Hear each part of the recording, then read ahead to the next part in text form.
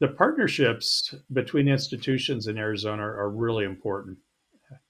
We're not a big place, right? We don't have zillions of scientists floating around like Boston or San Francisco or Seattle. And so we really have to work with the people that we have. And that means that all three of the state universities in TGen work together really well. You may be, you probably know this already, but I founded TGen North with Jeff Trent.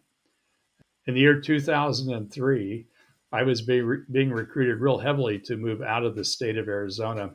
And this is right after Jeff Trent came in and founded TGen. And so he said, well, why don't we build an institute that focuses upon pathogen genomics and we'll put it in Flagstaff. And so I said, wow, that sounds great. So in 2003, Jeff Trent and John Hager, who was the president at NAU, made it possible for me to stay in the state of Arizona by opening up the TGen North unit.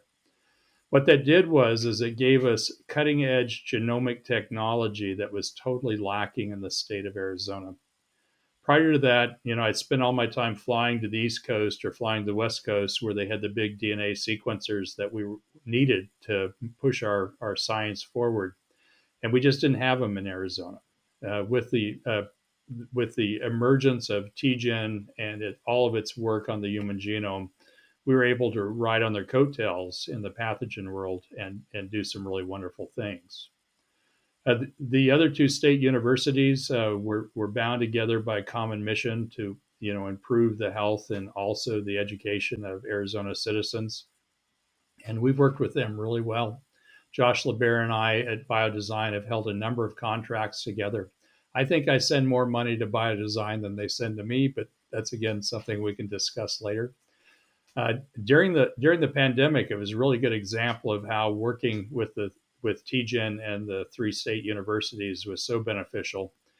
We stood up the Arizona COVID Consortium. And so that was a group that kept track of COVID cases within the state of Arizona and then put those into the context of the entire nation and also the whole world. And so we published some very important papers, U of A, ASU, TGen, NAU, really important papers for understanding exactly what was happening during the pandemic in real time. And so that's an example of how, in a small place, you've got to work well with the other people that are occupying that space with you.